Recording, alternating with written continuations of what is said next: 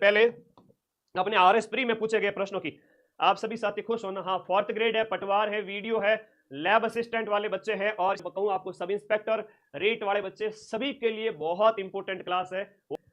लिखिएगा, निम्न में से किस पूरा स्थल की पहचान पुरातत्वविद टी.एच. हैंडले ने एक बौद्ध कस्बे के रूप में की है? कि भाई ये एक बौद्ध कस्बा हुआ करता था, ऐसा टी.एच. हैंडले ने कहा है। बताओ टी.एच. हैंडले ने किसको कहा है? ये सभ्यता हो जाती है नलियासर की सभ्यता। कौन सी है? नलियासर। और नलियासर आपके जयपुर के अंदर स्थित है। कहां पर है? नलियासर सभ्यता आपके जयपुर में। हालांकि बौद्ध के अवशेष यहाँ, बौद्ध कस्बे नहीं बल्कि बौद्ध मठ वगैरह है, वो बैराट से मिलते हैं। हम जिसकी बात करते हैं ना, ये बौद्ध मठ वगैरह है, और मौर्य काल के अवशेष वगैरह, ये सब बैराट से मिलते हैं। लेकिन यहाँ क्या कहा जा रहा है कि एक बौद्ध कस्बा हुआ करता था, लोग यहाँ पर निवास करते थे। तो नलियासर की सभ्यता एक लौह युगीन सभ्यता है।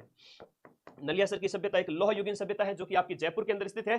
कर्नल हैंडले और दयाराम साहनी इनके साथ में हुआ करते थे। आपके दयाराम साहनी दोनों ने मिलकर के यहाँ पर उत्खनन कार्य किया है। और इसके बारे में और लिखिएगा, 105 कुषाणकालीन मुद्राएं मिली है यहाँ से। 105 कुषाण, जो आज से 2000 साल पहले की जो राजवंश है, कुषाणकालीन 105 कुषाणकालीन मुद्राएं मिली है। याद रखना आप सभी साथियों को। बूढ़ा पुष्कर की बात करें तो ये अजमेर में स्थित है। बूढ़ा पुष्कर कहां पर है? अजमेर में स्थित सभ्यता स्थल हो जाता है। ये इस तरीके से ऑपरेशन करते हुए मैं आगे बढ़ूंगा। पूरी क्लास के अंदर 500 से 600 प्रश्न है। 1 घंटे के अंदर मैं 40 से 50 क्वेश्चन व्याख्या सहित कराऊंगा ना, तब जाके 12 घंटे में 500 से ज्यादा क्वेश्चन कवर होंगे, है ना। एक एक क्वेश्चन लाया हूं सामने। डिटेल में करवाना है कि टिक लगा के आगे बढ़ना है? कमेंट बॉक्स में बता दो सभी साथी। है होता है कई बच्चों को चींटियां काटने लगती है, गुरुजी फटाफट करो। तो फटाफट पहला प्रश्न आपके सामने है। चलते हैं हम दूसरे प्रश्न की ओर। लिख लीजिएगा। हाँ, ये पूरा पाषाण काल वाला ना, बूढ़ा पुष्कर की बात करें, पूरा पाषाण का है। तो मैं तुम लोगों से क्या है कि बात करके ही आगे बढ़ूंगा, जैसा तुम लोग चाहोगे वैसा ही होगा, ठीक है। पूरा डिटेल में कराना है। चलो, घनी चौकी बात है, तो 12 घंटे तक थकना नहीं है, ठीक है। मदन सर तो पैरों पे खड़े है, तुम भी रहना बस बैठ करके, है टिक कर बैठ जाना। एग्जाम हॉल में 3 घंटे बैठना पड़ेगा। मारवाड़ के शासक राव चुंडा के बारे में प्रश्न आया है। राव चुंडा के संबंध में निम्नलिखित कथनों पर विचार कीजिए, और निम्नलिखित में से दिए गए विकल्प हैं। ऐसे ही प्रश्न आज के टाइम में आ रहे हैं। आरएस प्री का कठिनतम पेपर था। राव चुंडा को मंडोर दहेज में मिला था। बिल्कुल सीधी सी बात है कि ये आपको इंदा प्रतिहारों से चुंडा को ये दहेज में मिला था। ये एकदम सही बात है।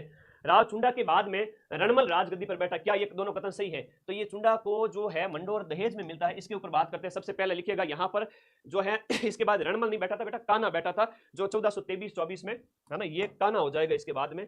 जो मारवाड़ के राजवंश से संबंधित हम बात करें, 1423-24 में कान्हा बैठा था। तो वंशावली वृक्ष कई बार दिया जाता है कि इसके बाद में कौन राजा बनता है, आपको बताना है। तो कान्हा बैठा था, रणमल नहीं बैठा था। ये इंदा प्रतिहारों से इसको प्राप्त होता है। 1400 देखो, चुंडा के टाइम की बात करें, 1394 से लेकर के 1423 और 1390 के आसपास, उसी 1390 के दशक में इंदा प्रतिहारों की बेटी से शादी की थी। तो इंदा प्रतिहारों ने डायजे में दिया था कि भाई ले, तेरे को मंडोर देते हैं। तो वही उस समय की बात है, आप लोगों को याद रखनी है। अब चुंडा के बारे में कई बार प्रश्न आते हैं कि चुंडा सर तालाब है, चांद बावड़ी है और सामंत प्रथा है। ये प्रश्न कई बार एग्जाम में पूछे जाते हैं। जोधपुर के अंदर ये आपका चुंडा सर तालाब बनवाया था। चुंडा ने क्या बनवाया था? चुंडा सर तालाब बनाया था। और इसके साथ साथ सामंत प्रथा, मारवाड़ में सामंत प्रथा की शुरुआत किसने की थी? मारवाड़ में सामंत प्रथा का जनक कौन है? मारवाड़ में सामंत प्रथा की शुरुआत सबसे पहले इसी ने की थी। चुंडा सर तालाब बनाया था। और एक प्रश्न आता है कि चांद बावड़ी। अब कई बार बच्चे कंफ्यूज हो जाते हैं कि सर चांद बावड़ी तो आबानेरी दौसा में, मुझे भी पता है आबानेरी दौसा में, लेकिन एक चांद बावड़ी तुम्हारे जोधपुर में है, वो अगर तुम ध्यान नहीं दोगे तो क्वेश्चन गलत हो जाएगा। तो चांद बावड़ी जो जोधपुर वाली है ना, ये चुंडा, ये आपके चुंडा के समय में ही बनी थी। आप लोगों को याद रखना है, मोस्ट इंपोर्टेंट। राव जैत सिंह छंद, ये एक ग्रंथ है जो कि आपके बीकानेर के शासक जैत सिंह ने निम्न में से किसको हराया था? राव जैत सिंह छंद के अनुसार। तो राव जैत सिंह जो छंद है उसमें बिट्टू सुजा कहते हैं कि कामरान को हराया था। किसको हराया था? कामरान को हराया था। अब ये बिट्टू सुजा तो इसके क्या है? लेखक है इसके, ये आपको याद रखना है। और कामरान किसका भाई है? कामरान, असगरी, ये हिंदाल, ये सब हुमायूं के भाई हुआ करते थे। तो ये दोनों क्या थे? भाई थे। तो कामरान के साथ में क्या हो गई थी? लड़ाई हो गई थी। और बीकानेर के शासक हुआ करते थे जैत सिंह, इनके साथ में लड़ाई हुई थी। तो यहां पर ये आप लोगों को ये याद रखना है कि कामरान को हराया था। भटनेर किले पर आक्रमण किया था, ठीक है। इसने किस किले पर आक्रमण किया था? भटनेर पर आक्रमण किया था। अब कई बार नए नए प्रकार के प्रश्न पूछ लेती है आरपीएससी रजनीश बोर्ड। राव जयसिरो छंद बिट्टू सुजा ने लिखा, ये तो सबको पता है। अब ये पूछेंगे इसके अंदर छंद कितने हैं। तो राव जयसिरो जो छंद है इसके अंदर 401 छंद है। कितने हैं? 401 छंद है। इस लेवल का नॉलेज अगर है तो ही मामला सही है, वरना मामला गड़बड़ है। आगे आ जाओ। निम्नलिखित में से ओजियाना के उत्खनन में कौन शामिल थे? ओजियाना जो संस्कृति है उसकी हम बात करें, नवीन जिलों के अनुसार आप लोग नवीन जिलों के अनुसार आप लोग कमेंट बॉक्स में बताओ कि ओजियाना संस्कृति वर्तमान में कौन से जिले में स्थित है ना? ये कई बार प्रश्न आता है, पहले ओजियाना कहाँ थी और वर्तमान में कहाँ है, बताओ। हम इसकी बात करते हैं। हाँ जी तो इसके उत्खनन में कौन कौन शामिल थे? RC. Agarwal, B R. Meena, Alok Tripathi. Oceania संस्कृति वर्तमान 41 जिलों के हिसाब से नवीनतम अपडेटेड क्लास है भाई, आप लोगों को हाँ कमेंट बॉक्स में बताते रहो, मैं आप लोगों के कमेंट भी साथ साथ देख रहा हूँ। ओजियाना आपके कहां पर? देखो इसके अंदर आर.सी. अग्रवाल का योगदान नहीं है, बी.आर. मीणा और आलोक त्रिपाठी, यानी बी और सी ऑप्शन सही है, बी और सी ऑप्शन सही है। अब इनके द्वारा जो है वो आपका उत्खनन कार्य कब किया गया था? सन 2000 है ना, कब किया गया था? सन 2000 ईस्वी में किया गया। और ये ताम्र पाषाण युगीन है ना, ताम्र पाषाण युगीन आपका सभ्यता स्थल हो जाता है। बदनौर, बिल्कुल बदनौर सही है। ओजियाना है आपका कहाँ है? बदनौर है, और बदनौर वर्तमान में ब्यावर जिले में, तो ये भीलवाड़ा मत कर देना। ओजियाना कहाँ है वर्तमान में आप इसको करोगे, बदनौर में है, और ये आपका ब्यावर में पड़ता है वर्तमान में। अब पहले वाला तो भीलवाड़ा में था, मामला चल जाता था, ठीक है। और अब ये आपको नए जिलों के अनुसार याद रखना है। अब ओजियाना से क्या क्या मिला है, क्योंकि कई बार परीक्षा में अवशेष पूछ लिए जाते हैं, तो अगला पॉइंट लिख लो कि ओजियाना से प्राप्त जो अवशेष है ना, ज्यादा नहीं है, की पॉइंट लिखाऊंगा 2-3। पीवाईक्यू क्या होता है कि कोर एरिया है, वहीं से हर बार परीक्षा में प्रश्न आते हैं, अगर आपने वो देख लिया तो आपको पढ़ने का ढंग पता चल जाएगा, ठीक है मेरे भाई। हाँ खारी नदी के किनारे, बिल्कुल सही है ना, खारी नदी तो ये भी याद रखो। इसके साथ साथ अवशेष में लिखो टेराकोटा का बैल और तांबे की मूर्तियां मिली, विशेष रूप से तांबे की चूड़ी मिली, एक तो तांबे की चूड़ी। टेराकोटा आप सबको पता है, मोलेला गांव राजसमंद वर्तमान में फेमस है, लेकिन टेराकोटा मतलब मिट्टी की मूर्तियां, तो टेराकोटा की मूर्तियां कहां से मिली राजस्थान में, ये प्रश्न एग्जाम में आता है। तो आप लिखोगे टेराकोटा की मूर्तियां, और वो भी गाय बैल वगैरह इन सभी की, तो मिट्टी की मूर्तियां मिली है, तांबे की चूड़ी मिली है। 2000 में बी.आर. मीणा, आलोक त्रिपाठी, इनके द्वारा उत्खनन किया गया। चल मेरी डोल की डमाक के डम, आगे देखो अगला प्रश्न। बिजोलिया किसान आंदोलन, बिजोलिया किसान आंदोलन के संबंध में नीचे दिए गए कथनों पर आपको विचार करना है, और एग्जाम में बिजोलिया हमेशा पूछा जाता है। हाँ जी बिजोलिया किस, देखो क्वेश्चंस मेरे पास इतने हैं कि 12 घंटे में मैं इनको खोल के कराऊंगा आराम से, तो एक एक क्वेश्चन समझ में आएगा, एग्जाम में क्वेश्चन तुम्हारे गलत होंगे ही नहीं आगे, ठीक है। ये तो ध्यान रखना ही तुम लोगों को, जल्दबाजी नहीं करेंगे। बिजोलिया किसान आंदोलन के संबंध में दिए गए कथनों पर आपको विचार करना है कि बिजोलिया किसान आंदोलन संबंधी जानकारी देने हैं, तो विजय सिंह पथिक है वो गांधी जी से मिलने वर्धा गए थे, ये कथन यहाँ पर क्या है, गलत है। प्रयाग के अभ्युदय और कलकत्ता के भारत मित्र समाचार पत्रों ने बिजोलिया किसान आंदोलन संबंधी समाचार पत्रों का नियमित रूप से प्रकाशन किया था, ये बिल्कुल सही है। और बार बार परीक्षा में प्रश्न आ रहा है कि बताइए बिजोलिया किसान आंदोलन की खबरों को कौन कौन से न्यूज़पेपर ने प्रकाशित किया था, ये केवल बी कथन यहाँ पर सही है, आरएस प्री में आया था, बी कथन यहाँ पर सही है। बिजोलिया के 3 चरण है भाई, 1897 से लेकर के और ये 1941 तक देश का सबसे बड़ा जो किसान आंदोलन है ये हुआ करता था। जहां पर हम बात करते हैं 1903 का जो चौरी कर है ना, 1903 का चौरी कर है, फिर 1906 का वो तलवार बंदाई कर लगाया गया था, ठीक है। ये बड़े अच्छे प्रश्न है, परीक्षा में पूछे जाते हैं। चौरी कर है तो ये कृष्ण सिंह के द्वारा लगाया गया था, कई बार प्रश्न आ जाते हैं, बताओ ये चौरी कर किसके द्वारा? चौरी तो भगवान श्री कृष्ण की, ऐसे याद करो, तो कृष्ण सिंह ने लगाया था। जनता बड़ी नाराज हो गई थी कि हाँ चौरी कर लिया जा रहा है। तलवार बंदाई कर है, तलवार जीता मतलब तलवार के सहारे जीता जाता है किसको? पृथ्वी को, तो पृथ्वी सिंह ने वो लगा दिया था। अब एक प्रश्न ये आया था कि बिजोलिया के अंदर कितने प्रकार की लागतें ली जाती थी, कितनी प्रकार की लाग ली जाती थी? तो 84 प्रकार की लाग थी। कितने प्रकार की?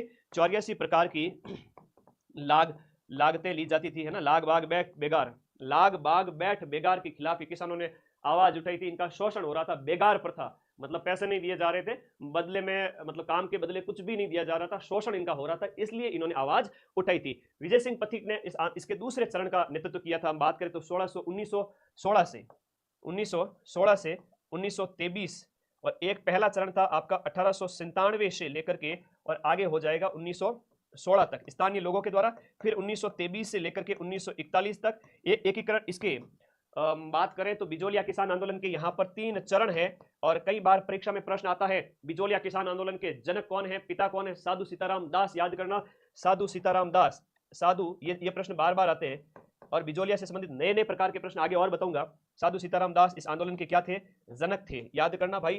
पहला चरण है वो स्थानीय लोगों के द्वारा नेतृत्व किया जाता है, और दूसरे चरण में जो नेतृत्व किया जाता है वो आपके विजय सिंह पथिक द्वारा। और कई बार परीक्षा में प्रश्न आता है कि विजय सिंह पथिक के द्वारा बिजौलिया किसान आंदोलन का नेतृत्व कौन से चरण के अंदर किया गया था। फिर जमनालाल जी बजाज हो जाते हैं, मतभेद के बाद विजय सिंह पथिक जी चले जाते हैं, तो ये आपका जमनालाल बजाज है वो आपके तीसरे चरण के क्या होते हैं, लीडर होते हैं। ये प्रश्न ऐसे पढ़ोगे ना तो मजा आएगा, बाकी तो पोथी पढ़ पढ़ जग मुआ सिलेक्शन भयानक कोए। पीवाईक्यू का ट्रेंड देख लो तुरंत सिलेक्शन होए। अब पीवाईक्यू के नाम से जो माइंड मैप का ट्रेंड है वो हर कोई फॉलो करे, अच्छी बात है।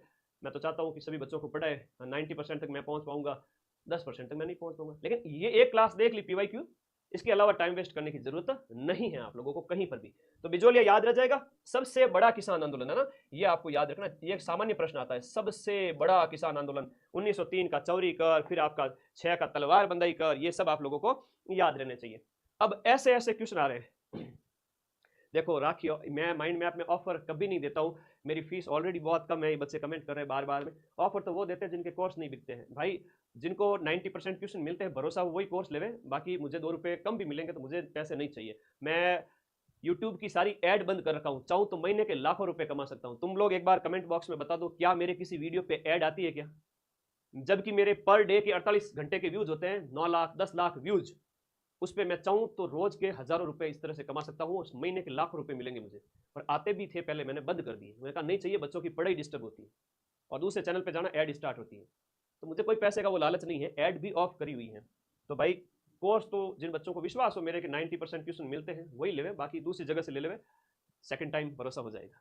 ठीक है, ओके, थैंक यू भाई। ऐड बंद ही रखूंगा मैं, चिंता मत करो, मुझे नहीं कमाने पैसे, यूट्यूब से लाखों रुपए आते हैं, कसम विद्या माता की, लाखों रुपए आ सकते हैं, मैं नहीं ले रहा हूँ। एक लेवल के बाद शिक्षक के लिए धन इंपॉर्टेंट नहीं होता है, मेरी जरूरतें पूरी हो जाती है, उससे ज्यादा मुझे नहीं चाहिए। 1945 का याद करो, डेट है 1945, बहुत प्यारा क्वेश्चन है और मैं तो कहता हूं रिपीट होगा। पीवाईक्यू में तुम देखोगे कि क्वेश्चन बार बार रिपीट हो रहे हैं, पीवाईक्यू के क्वेश्चन क्या है, रिपीट हो रहे हैं। 1945 का S.A. सुधालकर प्रतिवेदन, अब कहो गुरुजी ये तो कभी सुना ही को नहीं था। सुधालकर प्रतिवेदन निम्न में से किस देशी रियासत से संबंधित है? तो देशी रियासत जो है प्रशासनिक सुधार के संबंध में जोधपुर के संबंध में है, ये इसका राइट आंसर हो गया आपका। 1945 का सुधालकर आयोग का संबंध है आपके जोधपुर से संबंधित है, और जोधपुर के अंदर हम इसकी बात करें तो संवैधानिक सुधारों के लिए लाया गया था, संवैधानिक सुधार है तो ठीक है भाई, ओके क्लियर है। हाँ, तुम लोगों के कमेंट बीच बीच में मैं देखता रहूंगा फोन में, बाकी इतना टाइम तो है नहीं मेरे पास। चलो अगले क्वेश्चन की ओर आगे बढ़ूंगा। ये प्रश्न मोस्ट है, हर बार आता है, ये प्रश्न हर बार आता है। आ जाओ आ जाओ आ जाओ आ जाओ, इस चैनल पर मां सरस्वती की बहुत मेहरबानी है। मैं फिर से कह रहा हूँ 6 महीने में 1 मिलियन हो जाएगा चैनल, उस समय लगाऊंगा 2025 और 26 के पेपर, कर दो फटाफट 1 मिलियन, आ जाएगी अगली क्लास। सिर्फ इस क्लास को देख के बच्चे एग्जाम पास करते हैं। वॉल्टर कृत राजपूत हितकारिणी सभा के संबंध में, वॉल्टर कृत राजपूत हितकारिणी सभा के संबंध में कौन सा कथन है वो गलत है? अब देखो इतना प्यारा क्वेश्चन, इससे कठिन प्रश्न कोई नहीं आएगा, ऐसे ही प्रश्न आएंगे भले 2025 हो भले 2030 हो। तो यहां ये कहा जा रहा है जिसकी स्थापना 1988 में हुई थी, ये राइट कथन है। 1988 में कर्नल एम वॉल्टर के प्रयासों से वॉल्टर कृत हितकारिणी सभा की स्थापना होती है। इस प्रकार से दलितों के लिए सुधारात्मक कार्य करना था। जितने भी रियासतें थी उनमें पूरी थी, सती प्रथा थी, बाल विवाह था, बहु विवाह था, इनको बंद करने के लिए ये लाया गया था। ठीक है, तो थोड़ा कंफ्यूज मत होना इसमें कि सर हाँ सीधी सी बात कही जा रही है। आरपीएससी हमेशा थोड़ा सा छेड़छाड़ करती है, इलॉजी की तरह यूं थोड़ा सा छेड़ दिया है ना, तो ये क्या डाटा गलत कर देती है ताकि बच्चा कंफ्यूज हो जाए। जो ढंग से पढ़ के आया वो तो पेपर सॉल्व कर लेगा, वरना फिर बैठे रहो भरोसे की भैंस पाडो लावे। इसकी पहली बैठक का आयोजन अजमेर में हुआ, ये अलग से प्रश्न आता है, कई बार अलग से प्रश्न आता है कि इसकी पहली बैठक कहां हुई? स्थापना उदयपुर में, लेकिन आपकी जो है स्थापना उदयपुर के अंदर होती है, लेकिन इसका पहला जो अधिवेशन है वो कहां होता है? अजमेर में होता है। ये इतना प्यारा क्वेश्चन है, इंपॉर्टेंट है, हर बार प्रश्न आता है। सभी ने अपने उद्देश्यों की प्राप्ति के लिए एक सामाजिक नियम बनाए, बिल्कुल सही है, यहां पर ये दिए गए कथन में से। ओके धन्यवाद, थैंक यू। हम यहां बात करेंगे इसके संबंध में, और स्थापना आपको उदयपुर बतानी है, लेकिन पहला अधिवेशन आपको इस तरह से रखना है, बहुविवाह बाल विवाह इन सबको रोकने के लिए शासक वर्ग के अंदर, है ना, ये उस समय का क्या हुआ करता था? हाँ, कर्नल एजीजी हुआ करता था, ये एजीजी वॉल्टर कृत हितकारिणी सभा। शासक वर्ग में व्याप्त बुराइयां, अब कहीं से अलग से प्रश्न पूछ ले, शासक वर्ग की बुराइयां, शासक वर्ग क्या विलासी वर्ग था?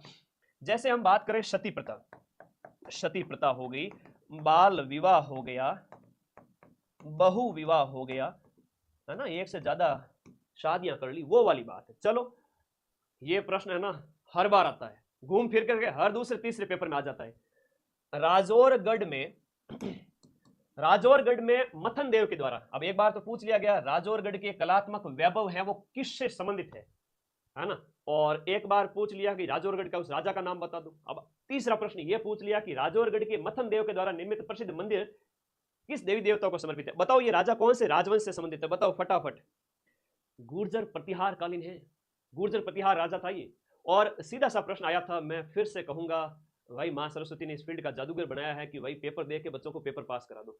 ये कहा गया प्रश्न एक आया था कि राजौरगढ़ अलवर, राजौरगढ़ अलवर, ये प्रश्न आता है राजौरगढ़ के कलात्मक वैभव किस राजवंश से संबंधित है, तो आप कहोगे ये गुर्जर प्रतिहार राजवंश से संबंधित है, गुर्जर प्रतिहार राजवंश से संबंधित। एक प्रश्न तो ये फिक्स था अधीनस्थ बोर्ड और आरपीएससी का। और अभी पूछा है कि मथन देव ने जो मंदिर बनाए थे ना वो भगवान शिव के संबंधित है ना, किससे संबंधित है, भगवान शिव से संबंधित है। ये बात है, मतलब कि पढ़ते हैं तो सीधा आंसर आता है। एक प्रश्न ये आता है, दूसरा ये, तीसरा मथन देव का। तीन प्रश्न बार बार घूम फिर करके आते हैं, बाकी कोई प्रश्न नहीं आता है। पोथी पढ़ पढ़ जग मुआ, सिलेक्शन भयानक हो, ये पीवाईक्यू देख लो, ठीक है, सिर्फ माइंड मैप की ये क्लास बहुत है। और मैं फिर से कहूंगा आप सभी